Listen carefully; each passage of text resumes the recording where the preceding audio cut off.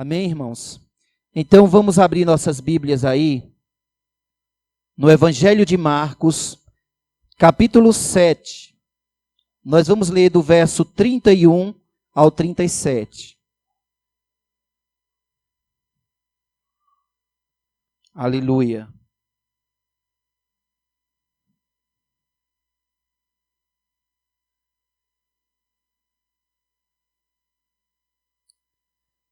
O tema dessa mensagem, eu poderia colocar um tema aqui de acordo com o que está escrito na própria palavra, né? Tudo ele faz com excelência. Tudo Jesus faz bem feito, amém? Como sempre, vamos nos colocar de pé, em reverência à palavra de Deus, e vamos fazer esta leitura.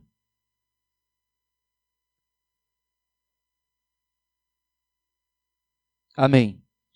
Verso 31. E ele, tornando a sair dos termos de Tiro e de Sidom, foi até o mar da Galileia, pelos confins de Decápolis. E trouxeram-lhe um surdo, que falava dificilmente, e rogaram-lhe que pusesse a mão sobre ele. E tirando-o à parte, de entre a multidão, meteu-lhe os dedos nos ouvidos e, cuspindo, tocou-lhe na língua. E, levantando os olhos ao céu, suspirou e disse: Efatá, isto é, abre-te. E logo se abriram os seus ouvidos, e a prisão da língua se desfez, e falava perfeitamente. E ordenou-lhes que a ninguém o dissessem, mas quanto mais lhe proibia, tanto mais o divulgavam. E admirando-se sobremaneira, diziam: tudo faz bem, faz ouvir os surdos e falar os mudos. Amém? Glória a Deus. Pode se assentar, irmãos. Esse texto é maravilhoso, irmãos. Fazia tempo que eu não lia esse texto, fazia tempo que eu não escutava essa palavra, e o Senhor nesta semana me trouxe essa pequena palavra no meu coração, portas se abrindo, né? O Senhor colocou no meu coração uma imagem de correntes se quebrando, portas se abrindo, e eu estava orando pedindo a Deus uma mensagem, e quando me veio essa palavra, eu fui procurar esse texto e tem tudo a ver com o que o Senhor estava me falando. Amados, eu não li todo o texto, mas eu vou falar um pouquinho do contexto. Eu vou falar um pouco do contexto porque nós, olhando para uma pessoa, nós não conhecemos ela apenas por olhar, apenas por bater o olho. A gente conhece uma pessoa como? Conhecendo a sua história, conhecendo o seu contexto de vida. E aqui, para chegar nessa história, é necessário a gente entender alguns princípios espirituais que o Senhor está falando. E aqui nós vimos, nesse contexto, nós podemos observar, se você ler esse capítulo todo, que aqui na minha Bíblia está escrito a tradição dos anciãos. Aqui também tem um texto paralelo em Mateus capítulo 15, tem essa mesma história. E aqui a gente vê que a lista dos inimigos de Jesus foi aumentando cada vez mais, e diz o texto que chegou ali em Jerusalém os escribas e fariseus. Escribas e fariseus. E depois chegou um terceiro grupo, representado pelos saduceus. E, amados, nós sabemos que a Bíblia deixa bem claro que aqueles homens, aqueles representantes de 3 segmentos religiosos tão distintos, eles não se dirigiram até Jerusalém para ser curado ou para ouvir uma palavra que trouxesse cura à sua alma, bênção ou ensinamento. Não. Aqueles homens se dirigiram ali para quê? para contestar o ensino de Jesus. Aqueles homens seguiam Jesus, não era porque eram seus seguidores fiéis e o amava, e confiava nele, e sabia que ele era o Filho de Deus, como eu e você já sabemos. Aqueles homens estavam sempre ali para observar. Sabe aquele tipo de pessoas que ela vai nos lugares mais como espião, mais para espionar, mais para ver o que está acontecendo, do que mesmo para receber, né? Do que mesmo para receber a mensagem. E isso acontece muito na igreja. Então aqueles homens, eles valorizavam muito a tradição dos anciãos. Era uma tradição oral, baseada na palavra de Deus, mas com alguns acréscimos. Eles acrescentavam algumas coisas por conta própria. E eles colocavam aquilo como um paradigma, como um modelo, como um padrão para que as pessoas vivessem baseados em cima da tradição dos anciãos. E aí quando Jesus chega ali com seus discípulos, a narrativa fala que ajuntaram-se, né? Quer dizer, ajuntaram-se, foi um grande ajuntamento de fariseus, escribas, e foram até ali para espioná-lo, né? Eles estavam vindo de onde? De Jerusalém, acompanhando Jesus para espioná-lo. E aí, nesta narrativa aqui do capítulo 7, nós podemos observar que houve o quê? Um embate teológico. É como se fosse um programa de TV nos dias de hoje, onde as pessoas, onde um determinado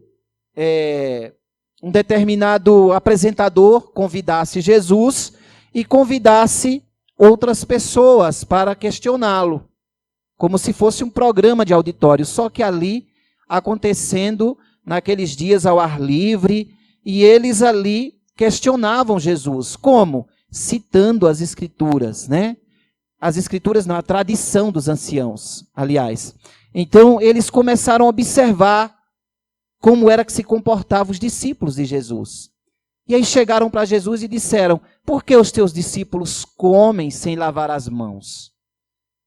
Ao invés de aproveitar a oportunidade para ouvir a palavra de Deus, para se alimentar da palavra, aproveitar que estava diante do mestre, aqueles homens chegaram ali cheios de si mesmo para questionar o ensinamento de Jesus. Mas imediatamente Jesus não se deixou abalar.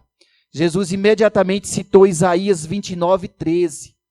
Jesus falou: bem falou o profeta Isaías, que esse povo honra-me com seus lábios, mas o seu coração está distante de mim. Jesus já citou ali as Escrituras, porque aqueles homens vieram mesmo para combater, e eles não tinham dó, irmãos. Eles vinham mesmo para tentar envergonhar Jesus. Mas quem é que pode lutar contra Deus? Será que nós aqui, tem alguém de nós aqui? Será que hoje, nessa noite, tem alguém aqui que está em batalha, está combatendo contra Deus? Nós não podemos, irmãos. Ninguém pode ficar combatendo contra Deus. E outra coisa, Jesus aproveitou e ele foi muito mais além. Jesus tocou na ferida deles. Jesus entrou num assunto muito interessante. Porque mais adiante, se você for aqui para o versículo 10, você vai ver uma tradição dos anciãos que, na verdade, talvez você já tenha lido esse texto e não compreendeu direito. Mas eu estive essa semana lendo com atenção esse texto. E eu fui estudar essa passagem. E ali, na verdade, a tradição dos anciãos, eles faziam uma manobra política. Que manobra era essa? Os filhos que não queriam ajudar os seus pais, que já estavam idosos, já estavam na velhice, eles chegavam diante do escriba e diziam: olha, eu vou penhorar, eu vou deixar meus bens, eu vou deixar meu dinheiro aqui no templo, na sinagoga, né, no templo. Eu vou deixar meu dinheiro aqui, e isso aqui, se meus pais perguntarem, eu vou dizer para eles que tudo que eu tinha já está entregue para o templo do Senhor.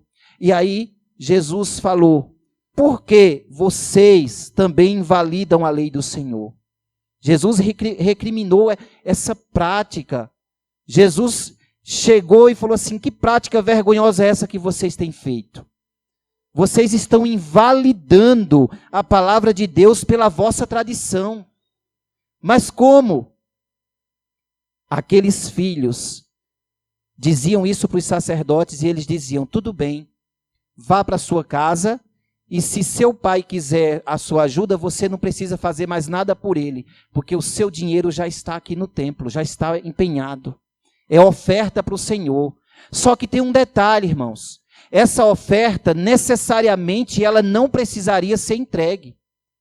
Essa oferta, quando o pai e a mãe morriam, aqueles homens voltavam lá e diziam: dá meu dinheiro de volta, dá meus bens de volta. Pedia para o escriba. E o escriba juntava tudo aquilo e dizia: leva. Então, é isso que a palavra de Deus está dizendo aqui, o versículo 11.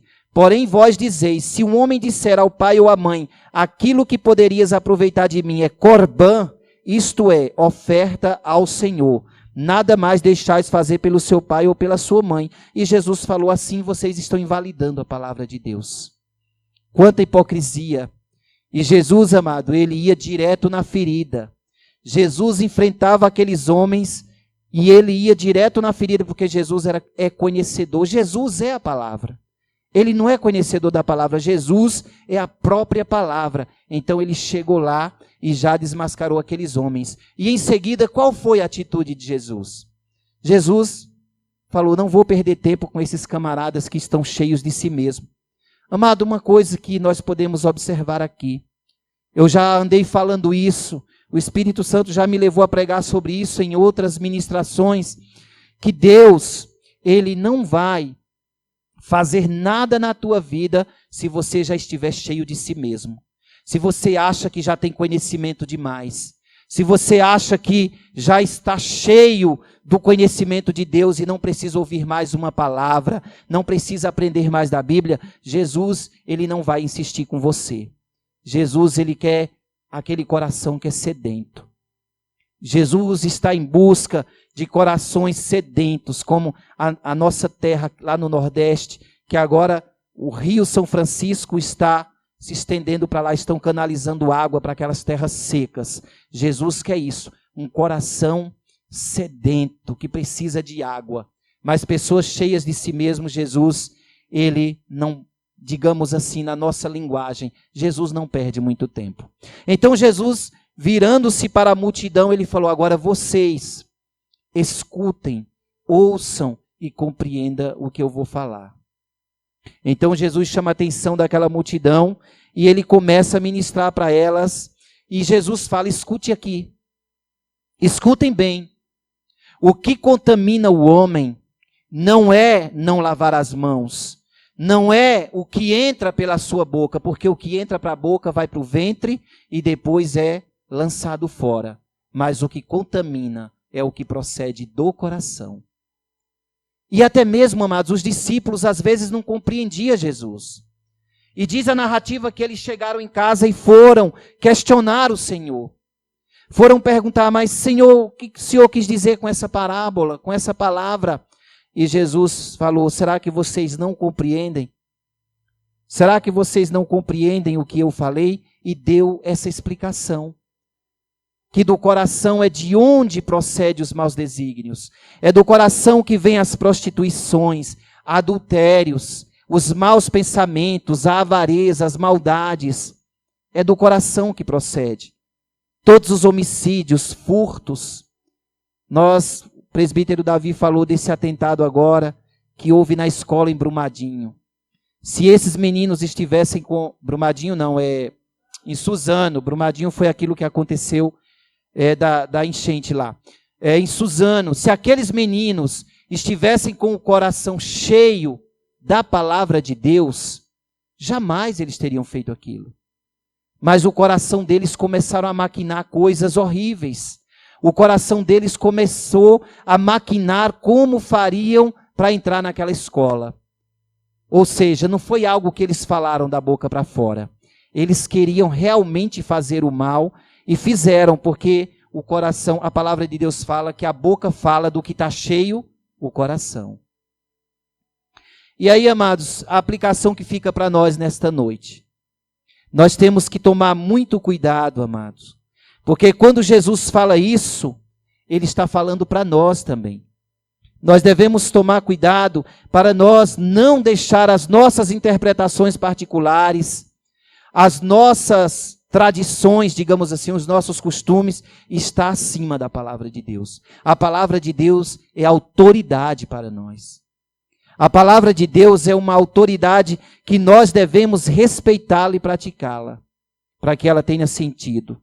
Então, o que Jesus fez? Logo em seguida, a gente vê que Jesus repreende aqueles homens e fala, olha, eu não estou atrás de práticas religiosas, eu não estou atrás de observadores aqui da lei, eu estou atrás de pessoas que amam a Deus verdadeiramente e compreendem os seus desígnios, em outras palavras. Pessoas que sabem que realmente o que importa para mim é um coração sincero e não uma prática religiosa vã. Está cheio de doutores da lei por aí, mas que não conhece isso aqui de Deus. Então, Jesus, contrariando aquela atitude hipócrita deles, Jesus se retira dali. Falou, já que eles não querem ouvir, diz a palavra que Jesus foi para os termos de Tiro e Sidom. E ali naquela região, naquela mesma região ali, Jesus encontra uma mulher cananeia. Em algumas versões eu tenho uma Bíblia que fala uma mulher Ciro-fenícia. Aquela mulher cananeia ou Ciro-fenícia, aqui na versão Almeida, revista e atualizada, fala mulher Ciro-fenícia. Aquela mulher, quando ela viu Jesus, o coração dela estava tão sedento, que foi uma atitude contrária daqueles homens. É por isso que nós estamos vendo todo o decorrer dessa história, até chegar no texto onde a gente leu. O contraste que há neste capítulo. De um lado nós temos vidas cheias de si mesma, cheias de conhecimentos e preceitos de homens, mas de um outro lado, nós temos o contraste já ali em outra região, no outro extremo, uma mulher com o coração sedento da palavra de Deus. Quando nós nos aproximamos de Deus com sede, a nossa sede é saciada. Mas quando nós nos aproximamos de Deus meramente para cumprir um protocolo, nada acontece na nossa vida. Então aquela mulher cananeia, ou Ciro-fenícia, ela estava disposta, ela se humilhou de tal maneira que enquanto aqueles homens estavam preocupados com pessoas que não lavavam as mãos, aquela mulher estava disposta até comer migalhas do chão. Para você ver a disposição daquela mulher. Embora esse texto, esse diálogo que aquela mulher tem com Jesus, é um diálogo simbólico. Jesus, ele veio ali de Israel, veio da região onde ele foi para os seus, mas os seus o rejeitaram, como diz lá no Evangelho de João capítulo 1. E Jesus vai para outras regiões, ele foi para ali, para Tiro e Sidom. A cidade de Tiro era inimiga do povo de Israel e ainda é, até hoje. Essa cidade ainda é inimiga até hoje. Então, dentro daquele território inimigo, Jesus encontrou um coração fértil. Alguém que tinha um coração que estava disposto a receber tudo o que Deus tinha para dar. Então, nessa noite, irmãos, eu quero perguntar para você, será que o seu coração está realmente sedento, terra seca, que quer receber essa palavra? Quer receber tudo que o Senhor tem para você nesta noite? Essa é a pergunta que fica para nós. Porque aquela mulher conversando, dialogando com Jesus, aquela mulher foi ousada. Quando o Senhor falou, Jesus já sabia da resposta daquela mulher. Mas Jesus falou, não é certo tirar o pão da mesa, o pão da boca dos cachorrinhos, dos filhos e lançar aos cachorrinhos. E aquela mulher, amado, se Jesus chamasse, Jesus não, se um pastor chamar alguém de cachorro dentro da igreja, ou cachorrinho, a pessoa vai brigar. Agora Jesus falou com aquela mulher, fez uma comparação que todo mundo entende que ele estava comparando. Eu creio que o que Jesus fez foi para desafiar a fé daquela mulher. Mas aquela mulher tão humilde, porque aquela mulher não estava cheia de si mesma. Aquela mulher se levantou e disse: Senhor, mas até os cães, os cachorros comem as migalhas embaixo da mesa dos seus donos. E aí Jesus olhou para aquela mulher e disse: por grande é a tua fé, por esta palavra vai, que o demônio já saiu da tua filha. Ela já está curada. Amada, pessoas que para ser curada, pessoas que precisam apenas de palavras. Pessoas que uma palavra ela já é curada. Mas há pessoas que precisam ir mais além. Há pessoas que não somente palavras, mas há pessoas que precisam de um toque. Pessoas que precisam ser abraçadas, tocadas. E é isso que eu quero falar um pouco nesta noite, em cima desse trecho que a gente leu, em cima desta passagem, do verso 31 até o 37. A gente vê aqui a cura de um surdo e gago. E a primeira coisa que me chama a atenção nesse texto é que a nossa fé, ela pode nos levar outras pessoas a Cristo. O primeiro ponto que eu quero falar nesta noite é que a nossa fé, uma fé firmada no Senhor, ela é capaz de conduzir vidas a Cristo. Amados, nós estamos vivendo um tempo de mornidão espiritual. Pessoas que não estão amando o Senhor a ponto de sua vida influenciar o outro. Mas aqui a gente vê o amor, o testemunho daquelas pessoas. Mas pastor, aqui não fala nada disso, fala sim.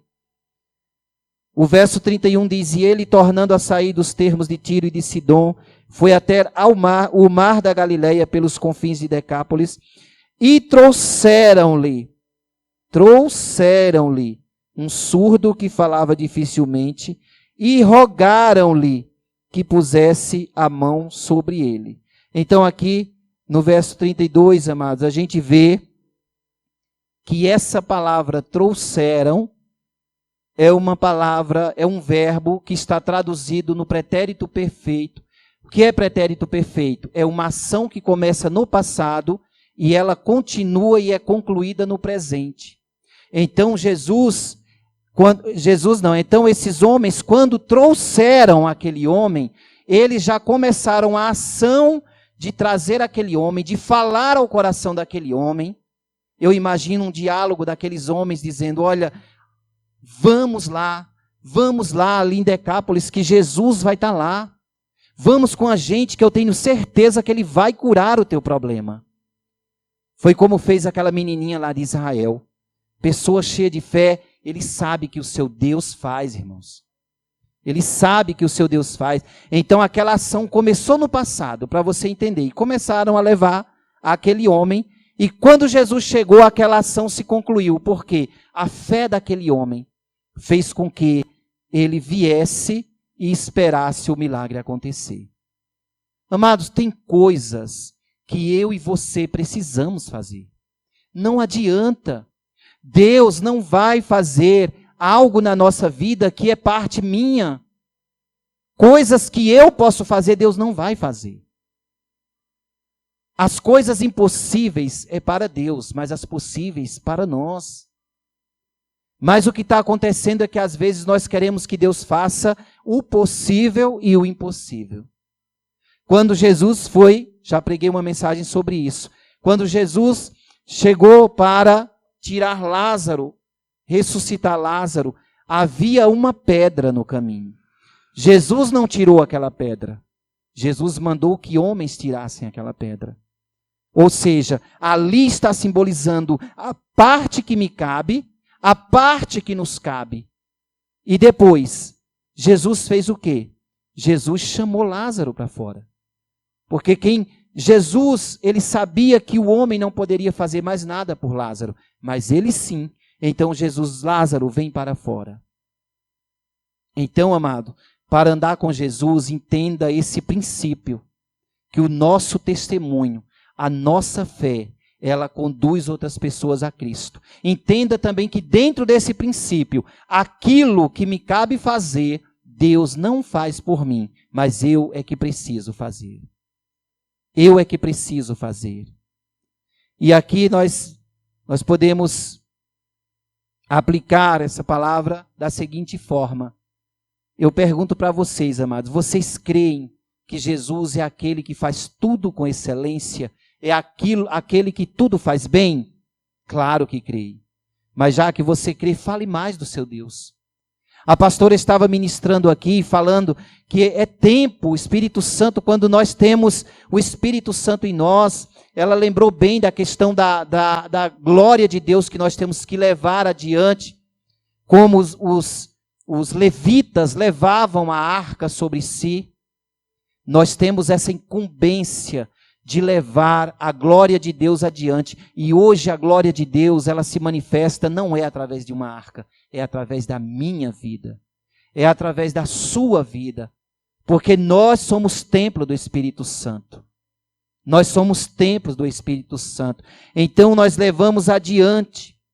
Talvez, amados, ainda tem parentes nossos que não se converteram porque não viu essa determinação em nós. Talvez há pessoas perto de nós que você está dizendo, meu Deus, por que será que ele não se converte? Por que será que ela não se converte? Mas aí eu pergunto para você, será que você tem dado testemunho? Será que nós temos dado o devido testemunho para que o nosso parente se converta? As nossas atitudes estão alinhadas com a nossa fala? Com o que falamos? Talvez seja isso que nos falte, para que nós possamos vidas rendidas aos pés do Senhor. Porque, amados, para levar uma vida aos pés de Jesus, primeiramente a minha alma, o meu coração, precisa crer que Jesus faz tudo com excelência, precisa estar curado.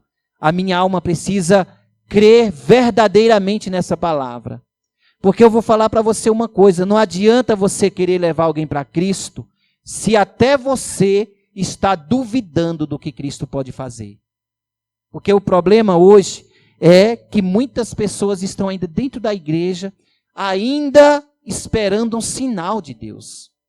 Esperando um sinal para crer, para avançar, para fluir. Eu quero dizer para você, irmão, não tem mais sinal, para com isso. O sinal já foi dado. Jesus já abriu as portas para você. Jesus já pagou o preço do pecado por você. Jesus já cumpriu toda a lei por mim e por você, sendo encravado na cruz, sendo morto. Essa lei foi paga de que forma? Através da obediência de Cristo. Nenhum daqueles homens, fariseus, escribas, conseguiram cumprir a lei totalmente. O apóstolo Tiago fala que todo homem que está cumprindo a lei, se ele tropeça em um ponto só, ele se torna culpado de todos. Ninguém consegue cumprir todos os pontos da lei. E nós, cristãos, nós só cumprimos a lei porque nós estamos vivendo no tempo da graça. No tempo da graça, onde o amor de Cristo é o amor de Cristo. Quando eu amo, eu estou cumprindo a lei. Quando eu amo o meu próximo, quando eu amo a Deus e o meu próximo, eu estou cumprindo a lei. Amém, irmãos? Glória a Deus. Então, amado, a gente vê que Jesus foi levado dali depois daquele milagre que operou na vida daquela mulher. E Jesus foi para fazer outro milagre. Ele sabia que aquele homem estaria ali também. Por isso que ele andava por aquelas regiões, porque por onde Jesus andava, ele encontrava corações sedentos. Encontrava pessoas sedentas pela sua palavra. E aí ele caminha para aquele lugar, e quando ele chega ali, que aquele homem já estava diante dele, uma outra coisa que me chama a atenção no texto é quando fala, rogaram-lhe que impusesse a mão sobre ele. Então, o texto diz que aqueles homens, além de levar aquele homem à presença de Cristo, aqueles homens, aquelas pessoas, homens e mulheres, aquele grupo de pessoas, rogaram a Jesus. O que é rogar, irmãos? Rogar é pedir com insistência, é implorar. Aqui tem mais um princípio para nós. Quando nossa vida impacta a vida de outra pessoa, quando nós, com o nosso testemunho, trazemos pessoas para Cristo, nós temos essa incumbência de orar, de clamar a Deus por aquelas vidas. Pedir com vontade, porque o clamor, a súplica, é quando você ora com agonia de alma. Senhor, faz isso. Senhor, tem misericórdia. Senhor, esse homem precisa dessa cura. Essa mulher precisa ser curada. Deus, eu necessito. O Senhor sabe que eu necessito. Mas ore, rogando, clamando, que as portas assim se abrem, amado. Óbvio que se estiver dentro da vontade de Deus, porque Deus só faz aquilo que está de acordo com sua vontade e os seus desígnios. Nem sempre quando a gente pede também, nem sempre a gente recebe. Mas a Bíblia fala que nós não recebemos por quê? Porque não sabemos pedir. Não sabemos como pedir. Porque quando a gente pede de acordo com a vontade de Deus, sempre a gente recebe. Sempre nós recebemos.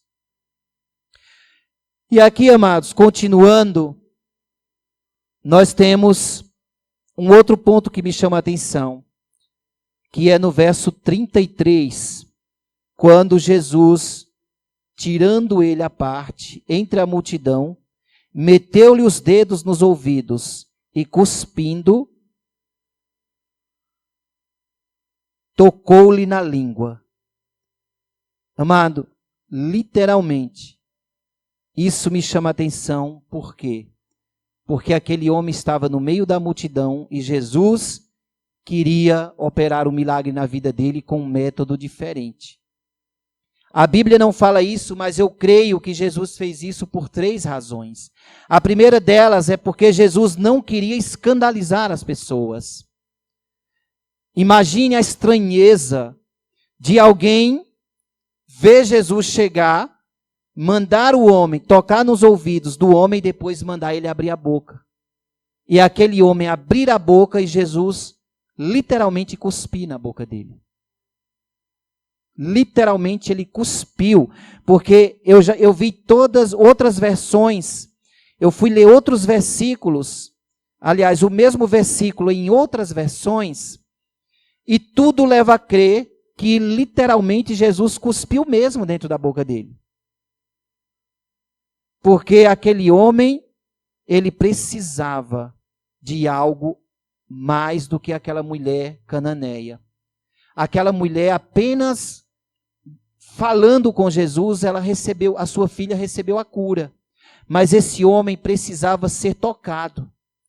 Precisou do toque físico, que foi além da palavra.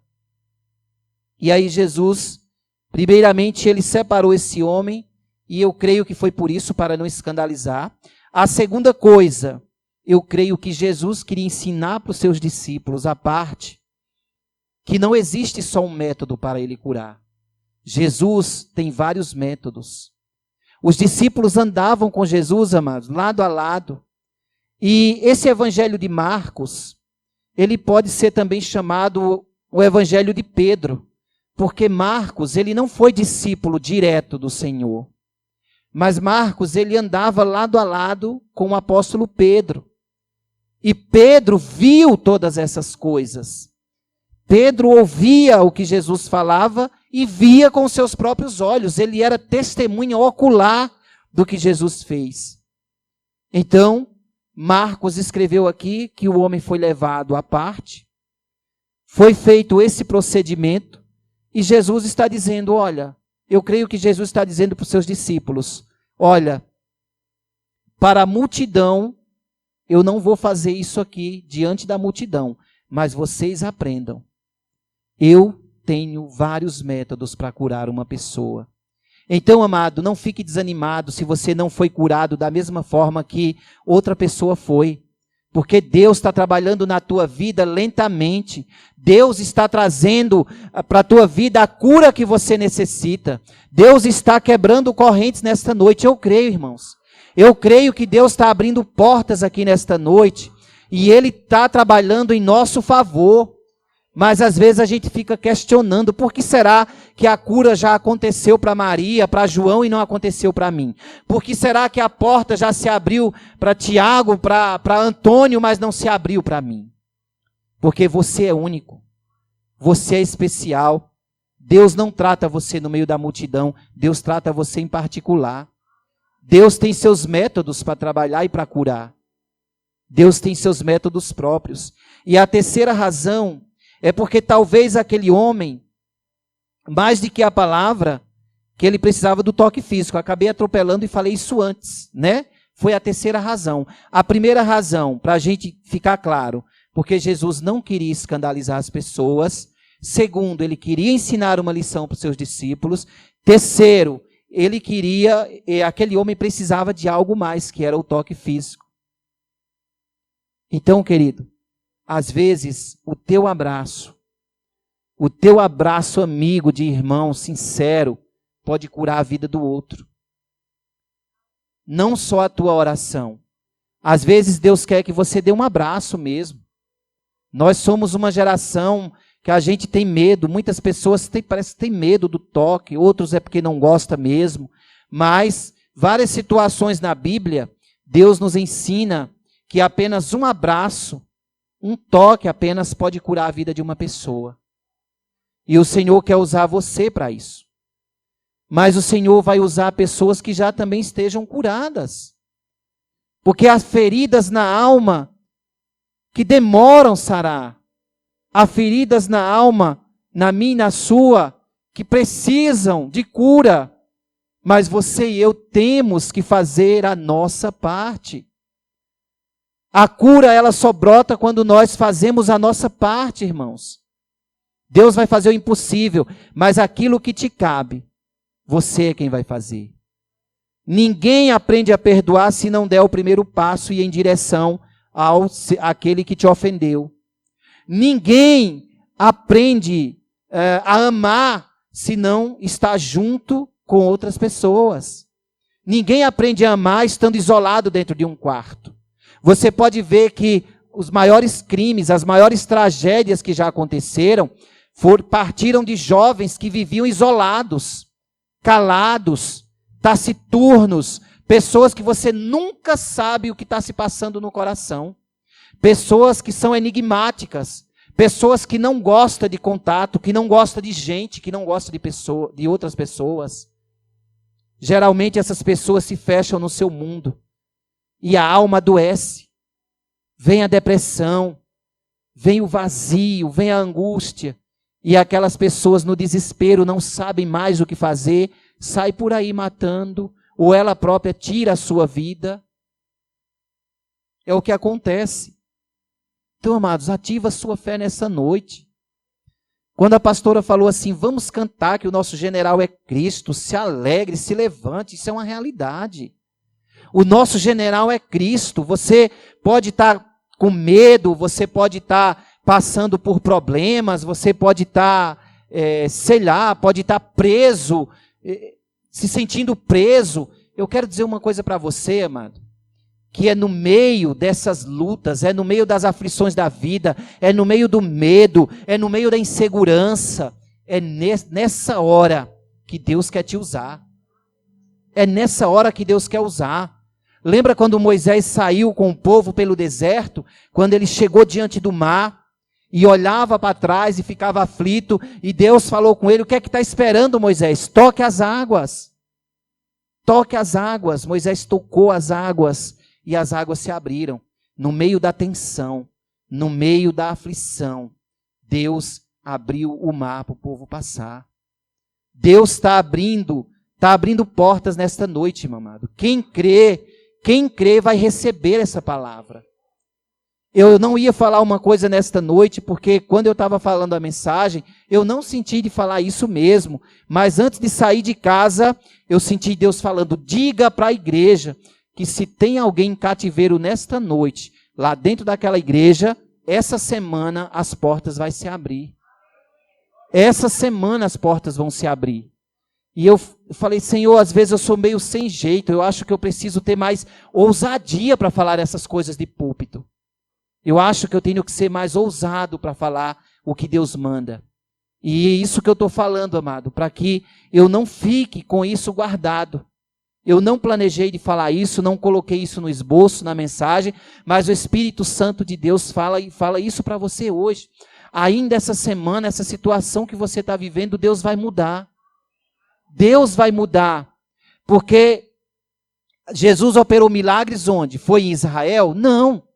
Jesus operou os milagres, operou lá também, mas ele operou milagre aqui nesse contexto, ele operou justamente aonde era improvável, no lugar onde estava ali pessoas inimigas de Israel. Mas ele operou milagre naquele lugar. Assim também o Senhor pode operar na sua vida, amado. Glória a Deus. Então, é isso que me chama a atenção. Primeiro, a disposição, o testemunho, a alegria daquelas pessoas de crer que Deus faria o impossível na vida daquele amigo, daquele homem. E agora, o que me chamou a atenção é que Jesus curou aquele homem em particular. Não foi no meio da multidão, foi em particular. Jesus tem um particular com cada um de nós.